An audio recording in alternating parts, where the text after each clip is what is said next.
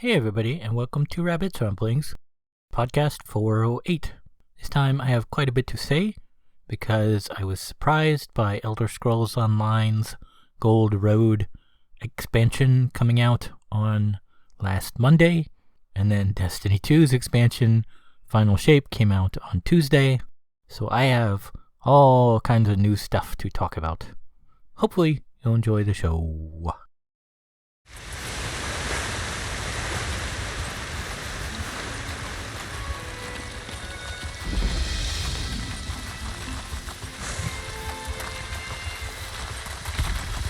Welcome, Proxy. Let us speak before we go inside.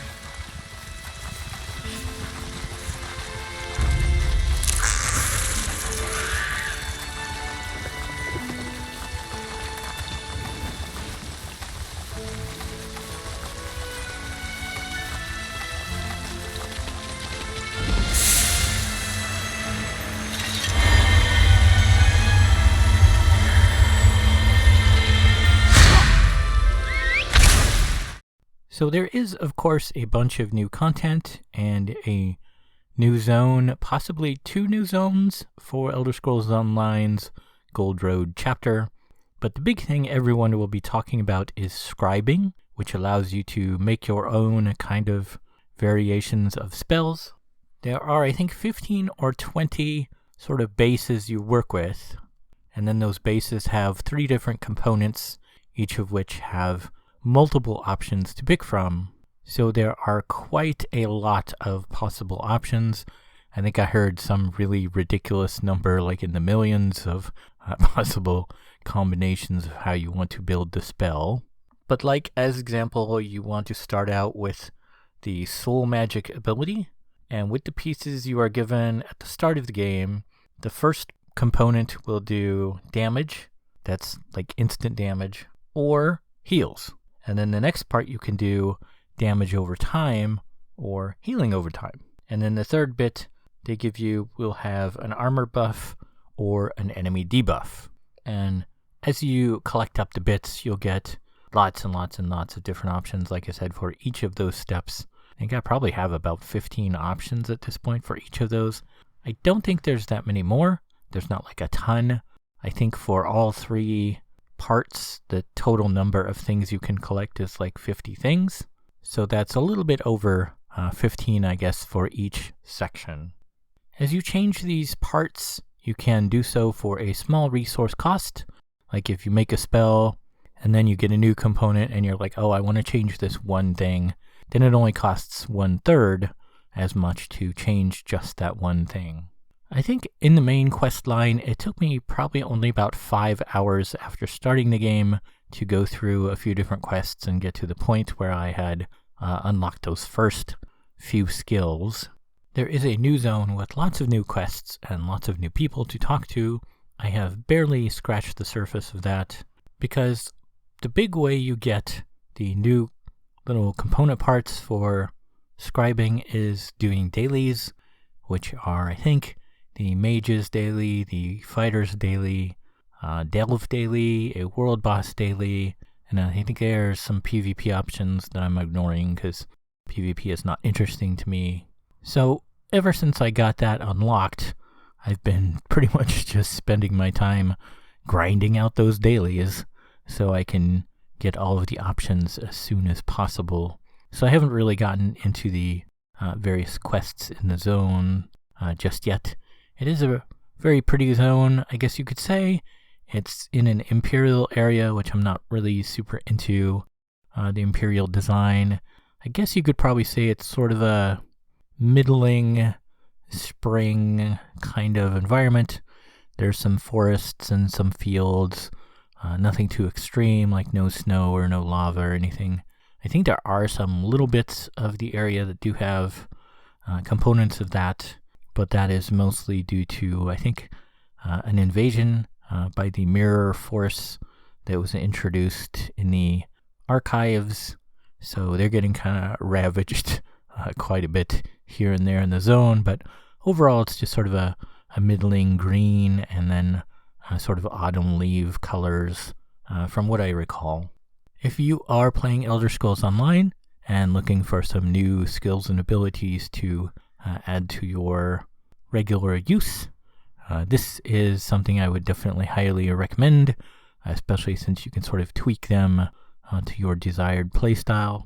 So do note that each one can only be used once, so if you have that first soul ability like I mentioned and you set up for healing, you cannot also duplicate it and have it set up for damage. You can do one or the other. You can change it as much as you want, but that is, the core spell.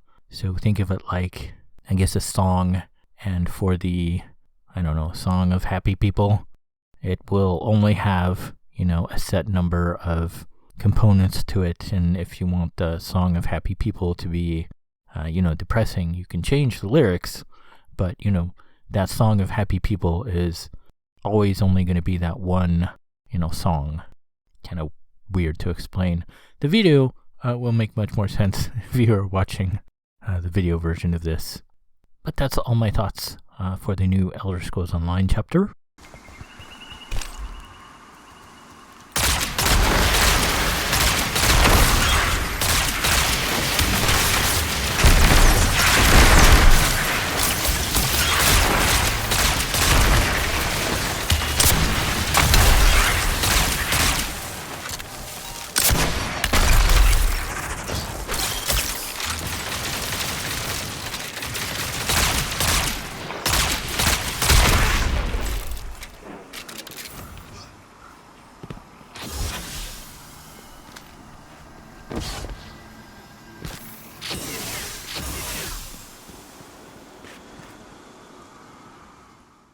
The new final shape for Destiny 2 is pretty cool.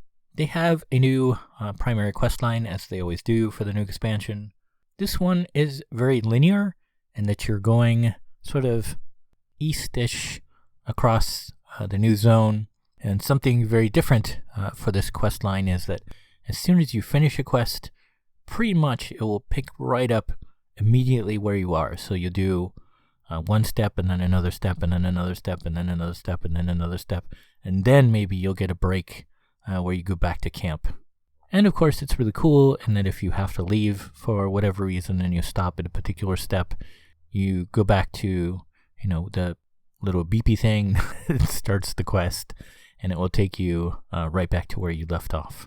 I think Prismatic is pretty cool, but I don't see it appealing to everyone.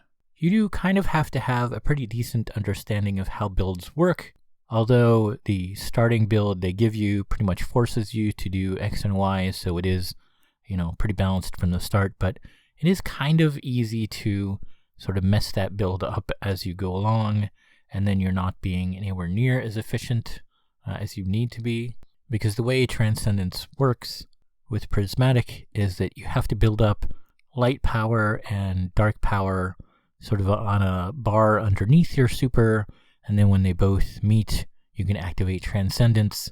So if you have too much of one or too much of the other, you'll fill up that side of the bar and it'll stop at 50% for that side, and the other side will barely be moving.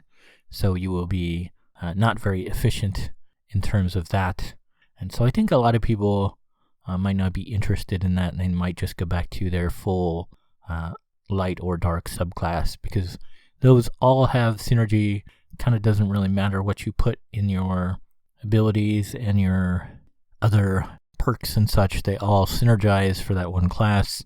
Whereas I wouldn't say Prismatic can fight itself, but like I said, it definitely can be designed in a way that is not very efficient in terms of how you are using your stuff. Like for me, I was fully planning on going solar and then strand, but Prismatic limits how much stuff your class gets from each thing, and so I didn't realize that even though, when I'm on my solar build, I can just do Incendiary and blow up, the whole screen, and there's explosions going off all the time, and it's very big and explodey. But now, because of how I'm limited and how the perks work together, I'm not being as explodey anywhere near as often. So you have to kind of completely rework how your brain thinks about the build, and be careful, you're 50-50, and are those 50-50 fighting each other, or are they synergistic, or are the weapons you're choosing actually working and proccing the things you need to proc? Because it is different than the full class. So I don't know, big long rambly explanation there, but be careful with it. If you're not super happy, maybe go back to your original subclass and return to prismatic, at a later time after you sort of unlock more things and maybe, sort of get it. I do really like the new area they are taking you through, and I have been far more interested in the area in general and the quests they're doing than any previous expansion. Though in part that could be because they're sort of tying things up / closing out a lot of the storylines from previous NPCs, so they had, a lot of stuff going on, and so now they're feeding all that into the lore and building on all of that. And so maybe, that won't hold up long term because they will have closed it all out, and then they're like, well, now what do we do? They have also changed the reward system in a lot of ways to this new Pathfinder system, they're calling it, which is basically sort of a converging web towards the reward in question. And you can pick, you start on the left side and you're like, oh, I want to do this and this. And then you do those things, and then that connects to the next row over, and then you do the next thing over. So you kind of want to preview through it and see sort of which things you like and where you want to start and where you want to go. However, one very cool thing I do like about it is that if you're doing a thing and it's, 4 or 5 layers deep and you haven't got a connecting node to it, it will still complete that node. Like, I think the first time I was working on it, I actually completed doing, I think it was energy kills in the Pale Heart, although that was like the 3rd rank over, and I hadn't even completed the 1st rank things I was working on. So that was pretty cool to see, and then I just, worked my way to connect to that later. So you don't really lose progress per se, but you do probably want to, sort of plan your route and see which things you like and which things you want to avoid. Once you complete the main campaign, the Pale Heart opens up like any other location. There's, I think, 3 or 4 drop sites where you can land and sort of do stuff in that area, and you can, traverse as you did through the campaign, just on foot, as it were, if you want. But it is really strange because this time they made it all solo-based. So you can invite your friends, but by default, it's all solo. You won't ever see any other people, which is very strange because it makes it feel even more lonely than normal. I guess there are some special things to collect and some secret puzzle type things to work on, so I guess that's why they did it. It would be probably super frustrating to be, working on a puzzle and be in the middle of a thing and somebody, flies along out of nowhere and finishes it, and you're like, what the hell just happened? Who was that guy? Why did they finish my puzzle? I didn't even know what was going on. I wanted to do it myself. So I guess maybe that's why they did it, because, that can't happen. But in typical Bungie fashion, when you do complete the quest line, not all of your abilities are unlocked. There are, I think, 4 of them that are sort of hidden behind really crazy secret things. I had to look them up, and I was like, yeah, I never would have ran into that and figured that out. And then there's a few more after that where you have to do these sort of special chests that have various different activities connected to them. I won't spoiler any of them. They aren't too hard to figure out, but the first time you work on them, you're like, what is going on here? And then you get 5 of those special chests, and then you get sort of a beacon waypoint towards the super secret ability unlock is. So that's going to take a bit to get the last few ones of those as well. I would make a point of reminding people not to use your upgrade materials at all during the campaign, because even though it does say light level disabled or something like that in the corner above the button, I didn't realize exactly what that meant. So what that means is it doesn't matter if you're the base light level of 1900 or the maximum of 2000. You go into the campaign quest, and it's going to be set to, X.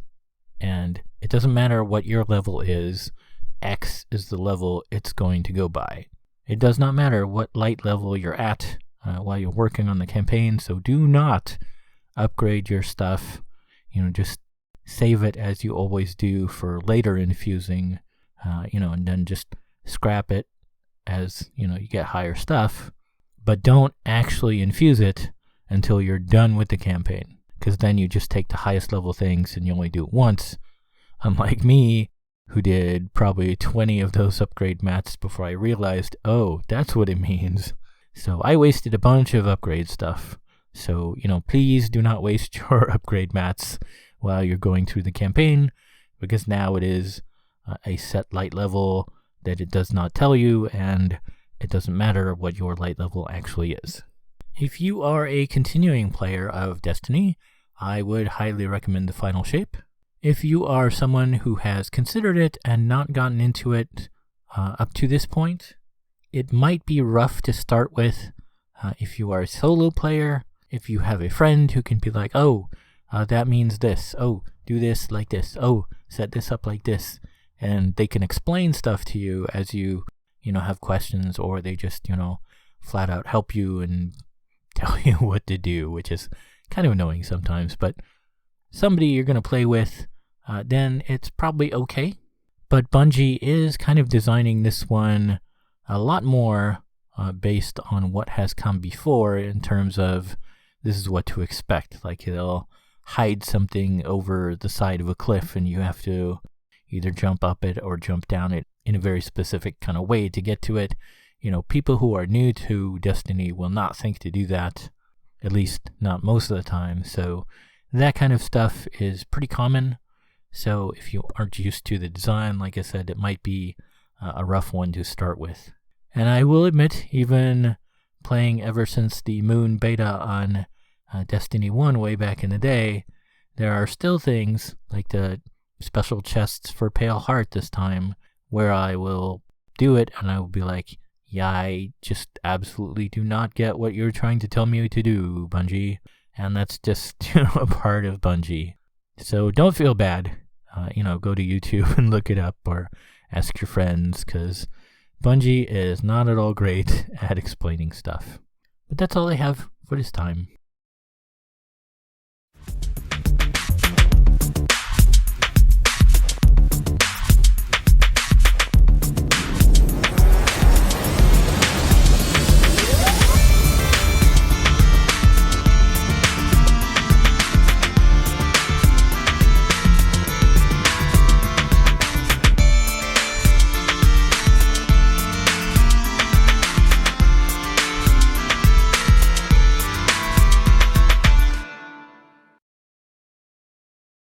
So that's all I have to talk about this time. I guess it might be 4th of July before the next podcast. I'm not entirely sure. So if it is, happy Pew Pew Day to everybody. Be safe and don't eat too much. And, have fun in general. Don't get sunburnt either. I don't know what I'll talk about. I might talk about some more for the new expansions, because I'm still, just barely starting them. But I don't know for sure. But hopefully, I'll see everybody next time. Okay, thanks, bye.